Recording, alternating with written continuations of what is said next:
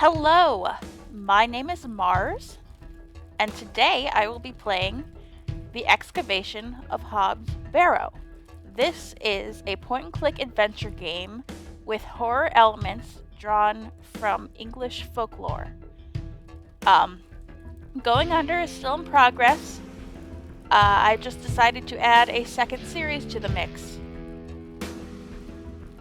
Hold on, I'm gonna wait for the menu to do its scary thing. I don't know. It'll do its scary thing. You'll just ignore it. Anyway, there we go. And I'm just gonna go to settings now. My plan right now is to, as long as I have the spoons for it, always have two series going at the same time. One replay and one blind playthrough. Going Under is my replay, so this will be my blind playthrough. And technically it won't be entirely blind because I recorded this first episode already, but muted my microphone.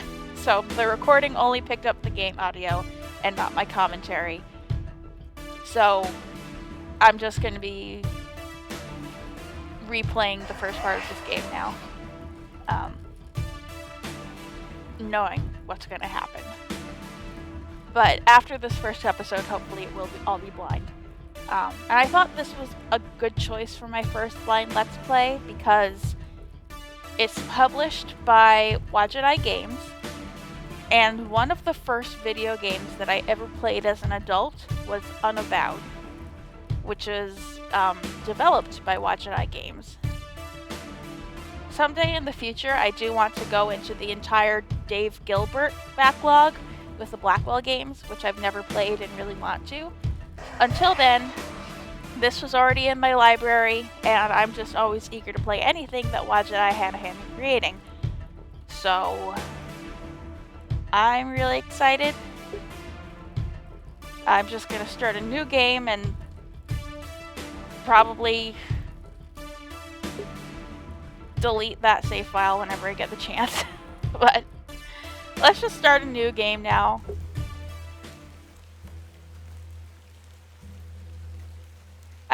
It's good that I have to re-record this because this game has full voice acting, unlike any of the other games I've played on the channel, and I was having trouble commentating around the voice acting. I kept stepping on the voice actor's toes. So I'm glad to get a second chance at this because it was a problem. Ah, Miss Bateman. Welcome back to Ticehurst House. It's been quite some time.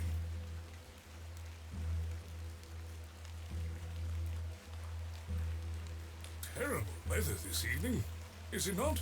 Nurse Blaketon has had enough of me smoking inside. Makes her cough, you see. A bit of rain won't kill me, will it?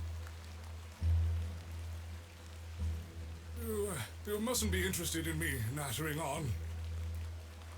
Give my regards to your father. Nurse Blaketon is preparing his supper.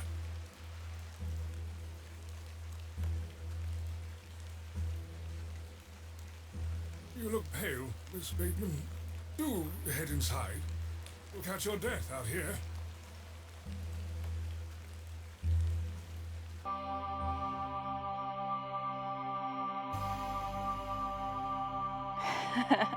I was very spooked by this title screen the first time. I'm a little used to it now, but Dearest mother, I promise I will provide good reactions to the scary parts of this game because I'm not the biggest horror fan. I like spooky things sometimes, but I never react to it very well. So, like, there was a cat jump scare early on in this game, and it got me. So, look forward to that. I hope this letter will reach you.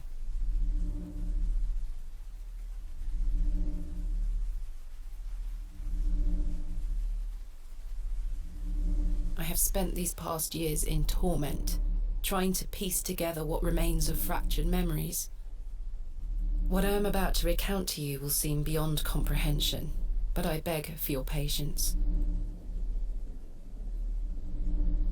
Beautiful sheepies. I will endeavour to explain the events that led me to Ticehurst House that night. As far as I can recall, this whole wretched story started with the receipt of a letter from a Mr. Leonard Shoulder.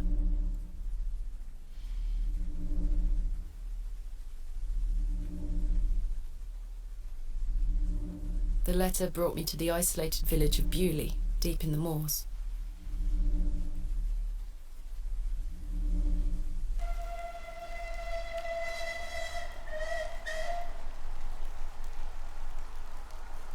No station master in sight.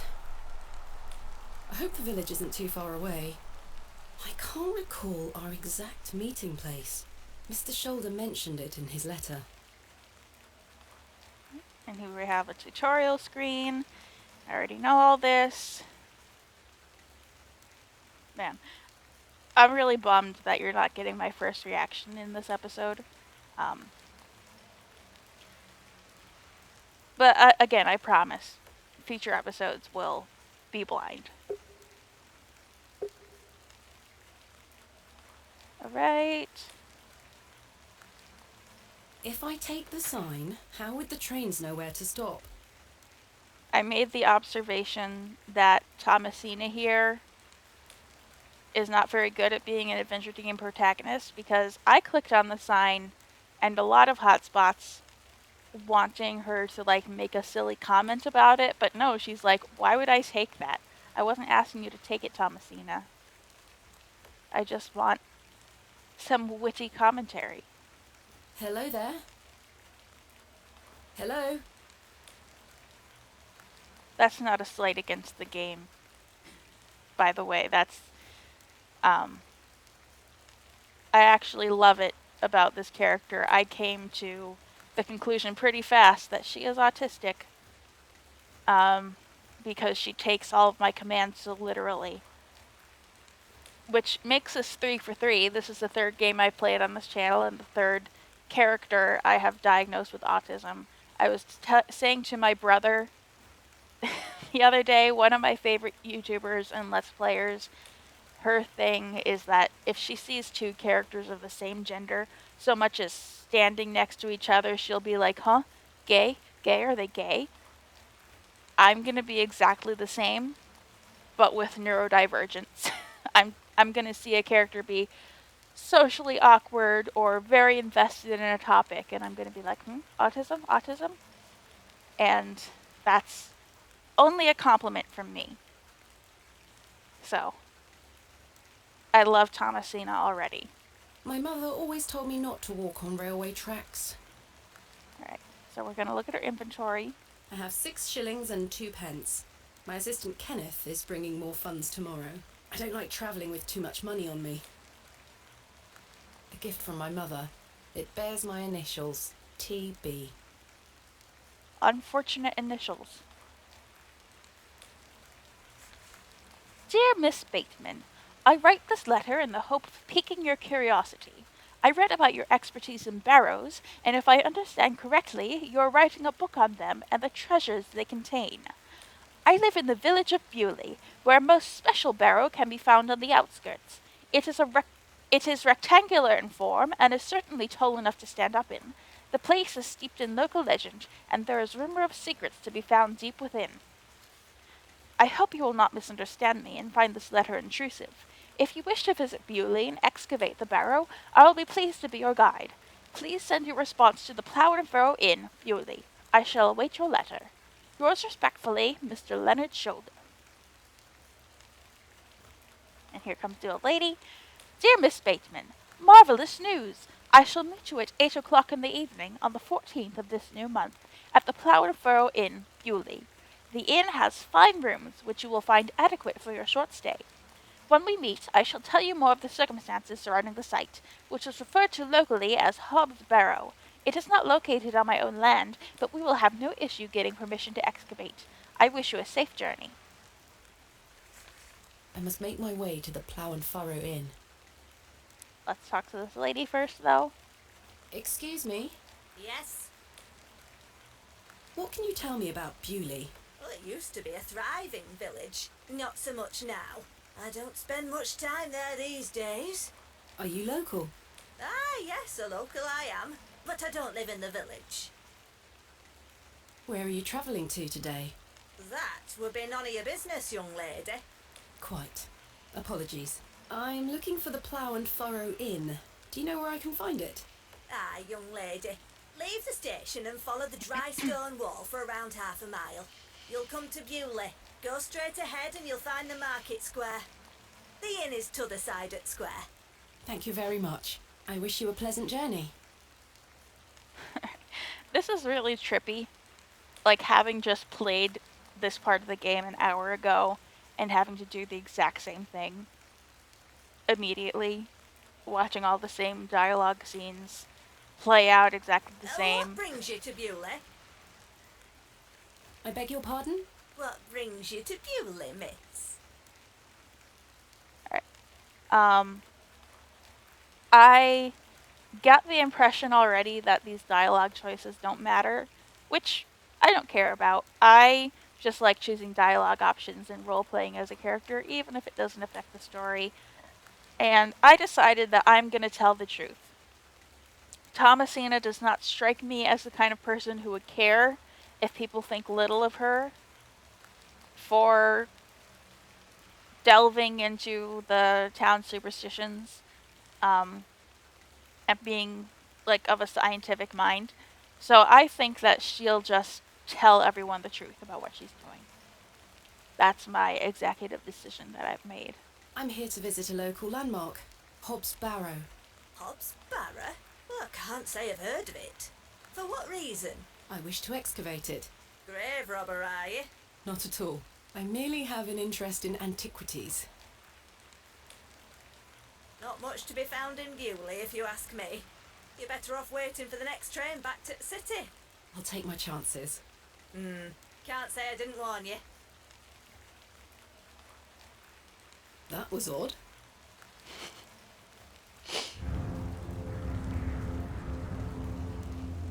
And I did make the comment that this game is very low res, obviously. But, like, they're doing what they can with that low resolution. Like, is it low res or lo-fi? I honestly don't know. But look at the rain. I love the way the rain falls in her umbrella and on the stones and on the street. I feel like water effects are always a good indicator of, like, the care put into pixel art.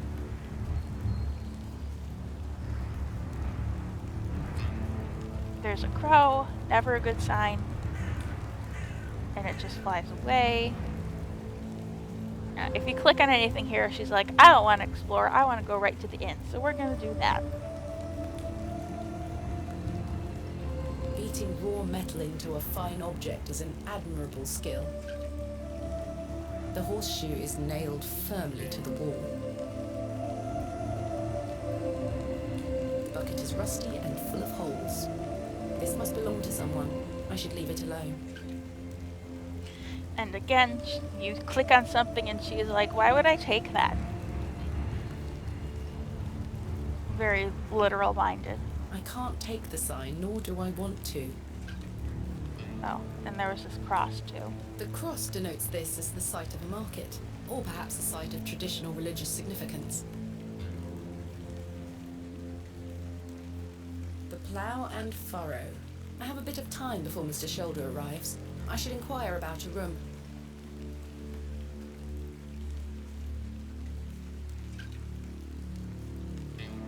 Hello there. What's the young lady doing out alone in this sodden weather? And she's looking to be straightforward. I'm heading to the Plough and Furrow. Bloody good pub, that. It has the finest ales in the whole county. Oh, I'll take you there if you like. I believe we are standing directly in front of it. Oh, so we are. Please, Yes. give us a kiss now, won't you?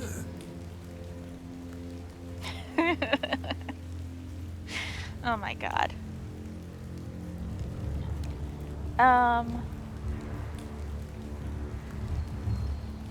I deflected the question the first time.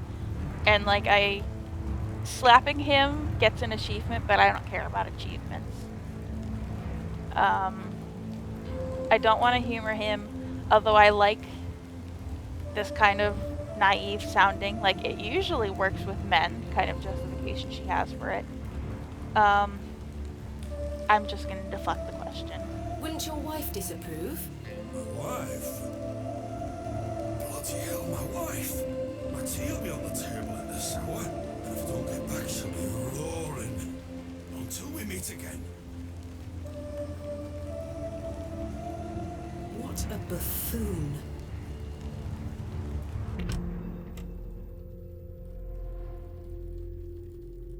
I should speak to the innkeeper about a room.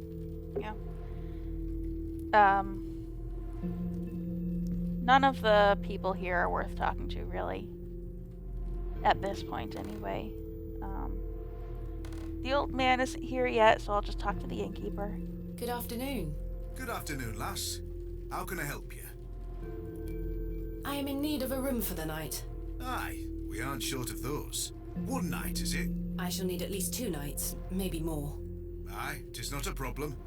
3 shilling per night. That includes your dinner and tea. A fair price. I'll need that payment up front for the 2 nights. Alright, here's the money. Here's the money. This is payment for the room. Thank you. Can I ask for your name, lass? Thomasina Bateman. And will Mr. Bateman be staying with us tonight? No, I am not wed. My assistant is arriving in Bewlay tomorrow. Your assistant, you say? Will you be needing another room? Please. I'll keep a room spare. It's not quite as nice as yours, I'm afraid. Not a problem, sir. I'm sure it will be adequate. Kenneth is a man of inexpensive taste. Here's your key. Just go through the door to the right of the bar, then up the stairs. Room number 2. Thank you. Can I help you with your luggage? No, thank you, sir. I can manage. I should go upstairs and freshen up before Mr. Shoulder arrives.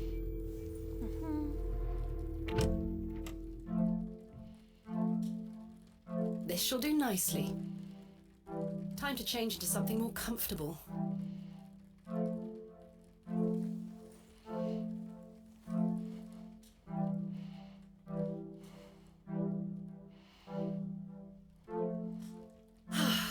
Much better. Okay, there's some stuff around this room that we can take. I don't wish to carry the bowl around with me. Not the bowl. This may come in handy.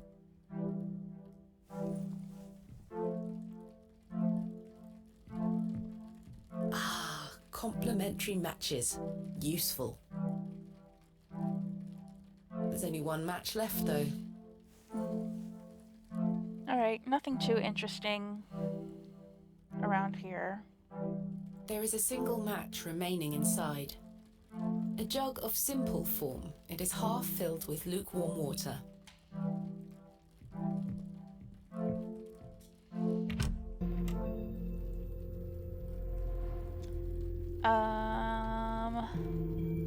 Alright, now I just gotta... Miss Bateman, Yeah. you've transformed. I feel far more comfortable in my outdoor clothing. You look like one of those explorers you see in the newspaper. I guess you could call me an explorer of sorts. I'm Stanley Kemp. A pleasure to meet you, Stanley. And tell me, I trust your room is adequate. Most adequate. Excellent. Tell me about yourself, Mr. Kemp. Well, I've been the proprietor of this inn for the last 16 years. I worked as a drover all over the country in my younger days. Saved up my coin and bought this place. It's a fine inn. Thank you. I often run short of ale, but my rooms are rarely full. We don't get many outsiders wanting to stay overnight here in Bewlay. What can you tell me about Bewlay? Aye, it's a quiet place. People keep to themselves, work hard. I look forward to exploring the village tomorrow. There's not a lot to see, lass. But St. Edmund's Church is a fine building, worth a visit. I'm looking for a man named Leonard Shoulder. Aye, I know the man. I'm to meet him here tonight. Can I get you something to drink while you wait? Not yet, thank you. What can you tell me about Mr. Shoulder? Aye, he's a quiet fellow. He only comes here to check his post. Yes, I've been corresponding with him using this address. Have you now? You found yourself an admirer. Not quite. What business do you have with old Leonard, then? Tell the truth. Well, if you must know, I am what some people call a barrow digger. A what? A barrow digger. What in God's name is that? Are you familiar with tumuli? Afraid not. Barrow is another word for tumulus, or tumuli in the plural. A profoundly interesting subject. You've lost me. I excavate ancient burial sites looking for relics. A barrow is traditionally a circular mound of raised earth enclosing a burial chamber. Oh, aye. You're a grave robber. I am no such thing. Don't worry, lass. I've met all sorts in here over the years. I won't tell anyone. I assure you, my goal is more noble than petty grave robbery. What sort of relics do you find, then? Gold? Silver? Bones? Well, rarely gold or silver, but treasures certainly. Ancient pottery is the most common find. I've been excavating barrows all over the country. I'm documenting my findings in preparation for my book. It shall be called Vestiges of the Antiquities in Rural England. Oh, aye. Very interesting. But what does old Leonard have to do with this? He sent me a letter in which he told me about an unusual barrow in Bewlay, a site called Hobbs Barrow. I'm meeting him here this evening to find out more.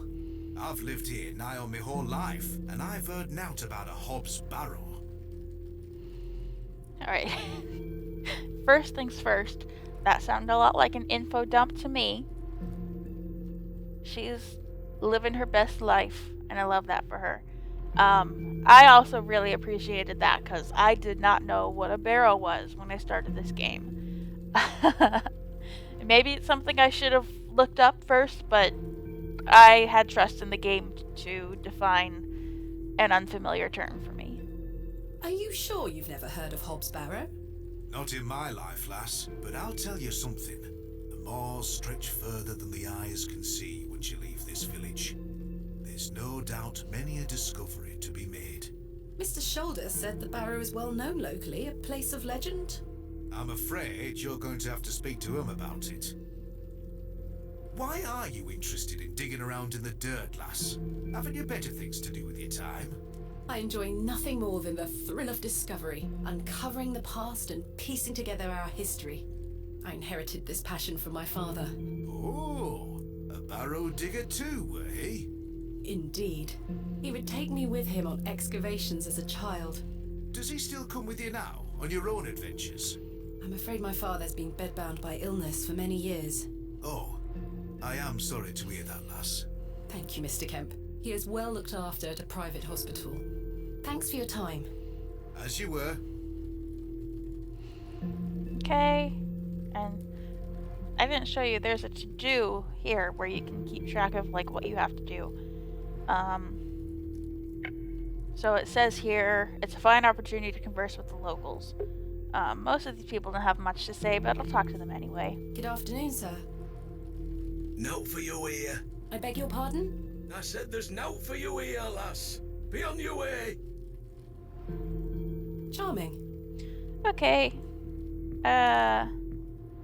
I'll just talk to the old man, I guess. Hello, sir. Right. Do you know a Mr. Leonard Shoulder? You're not local. You've come on that bloody train, haven't you? Bewlay's going to dogs. My name is Thomasina Bateman, and you are... None of your business, lass. Where's your husband? None of your business, sir. Ah! You're brave coming in here, all on your own. I'm a grown woman. I'm Cyril. It's a pleasure to make your acquaintance, Cyril. I take it you are not enamored with the railway station. Bewlay's gonna be swarming with outsiders, like you. We don't want you coming here. It's as simple as that, lads. Why not? This is our town, our land. I assure you, I am not here to cause trouble. We'll see about that, won't we? What can you tell me about Bewlay? We're a proud community. I've lived here my whole life. Not much here to interest folks like you. Folks like me? Aye. Do you know Mr. Shoulder? That'd be none of your business, lass. I don't come to your city poking around asking questions, do I? Man just wants to enjoy his ale in peace. Bye for now. Ta-ra, lass. Ta-da! Mr. Shoulder should really be here by now. I'll sit down and wait.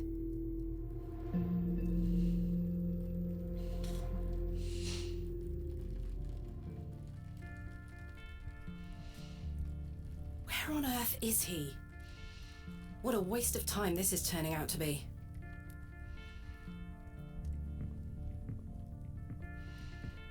Evening there, miss. Not you again. I just wanted to apologise for earlier. I got home, had my tea, but it gave me an aching belly. How so? I felt bad for how I spoke to you. I'm sorry. The drink gets a hold of me sometimes. Let's start again, shall we? My name is Arthur Tillett. Thomasina Bateman. What brings you to Bewlay anyway? I'm here to meet someone, but he has not arrived. His loss, if you ask me. Perhaps you know the gentleman, Mr. Leonard Shoulder. Oh, I know Mr. Shoulder all right. If I may be so bold as to say, he's a bit long in the tooth for you. The relationship is not what you're implying. I've never met him. In fact, I know very little about him at all. Get me an ale and I'll tell you all about the old sod. Alright.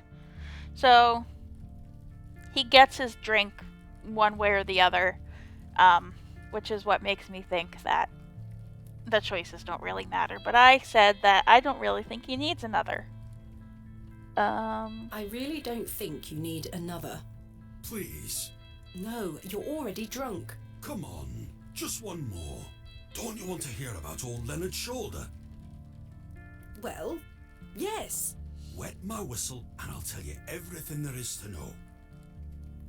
You drive a hard bargain, Mr. Tillett. As you wish. Thank you very much, Miss Bateman.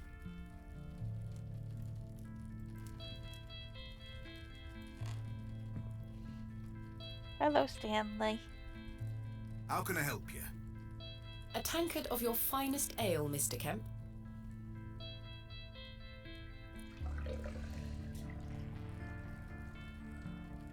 There we are. 2 pence, please. Thank you. This was the last of my money, but Kenneth will be here tomorrow with more funds. Uh-oh. That sounds like a... Well, she doesn't have money, she can't get back on the train, and it sounds like a closed circuit kind of thing, or whatever you call it, in horror movies where, like, their car breaks down and they have no choice but to go into the spooky house. Yeah. Here you are, Arthur. Thanking you.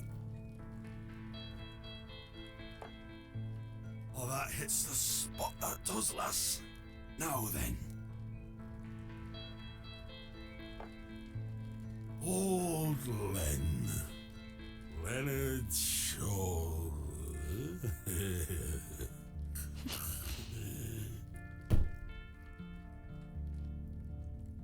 Arthur?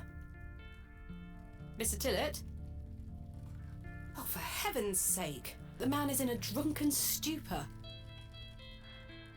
Do-do-do. I love the way she looks at the camera. Oh, what the hell were that for? You passed out, Mr. Tillett. Oh, sorry, lass. Where were I? Leonard Shoulder. Hold on another minute. I'm making for a piss. This man is unbelievable.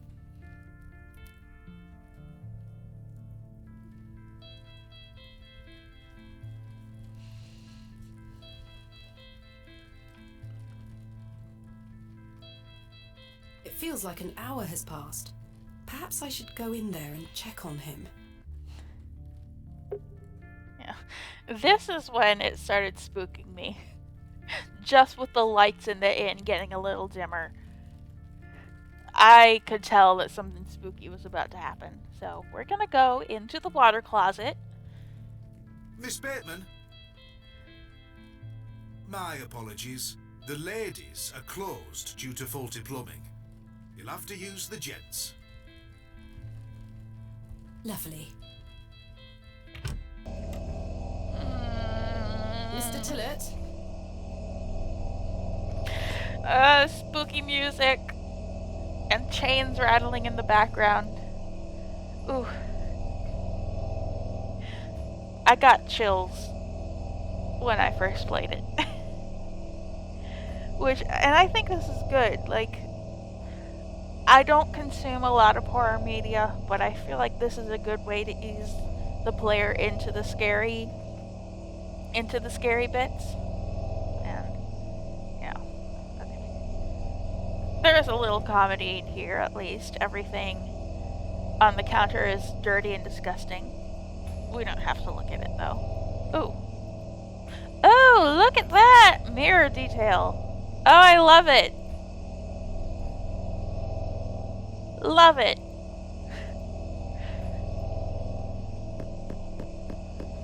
Mr. Tillett? Mr. Tillett, are you in there? Nope. Mr. Tillett, are you in there? That completely jump scared me the first time. Well, you're not Mr. Tillett. I'd rather not touch it. The thing stinks to high heaven. The door opens a crack, but appears to be blocked from the other side. Ooh. I think I can hear someone moving around. Mr. Tillett? Arthur, are you out there? Judging from the draft coming from below, this door must lead outside. I should investigate further. Bye-bye, Mr. Kitty. Alright, so that means we gotta go outside, out the front door.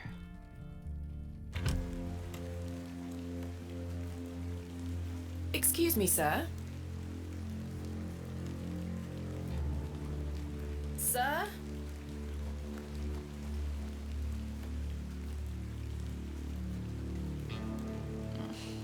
Didn't like the light going out. The old man has disappeared into the darkness. I'd best turn back to the inn.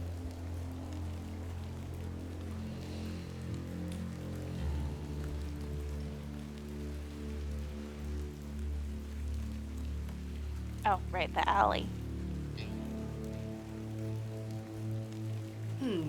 Someone has wedged the door shut. Mr. Tillett. Why would he have done that?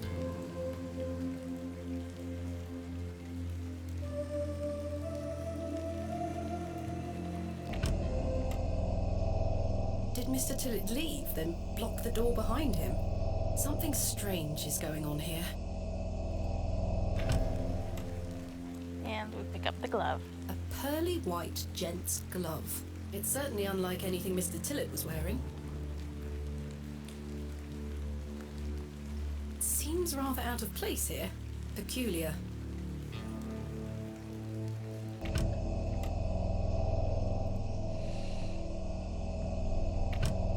And then the last thing I did... Oh.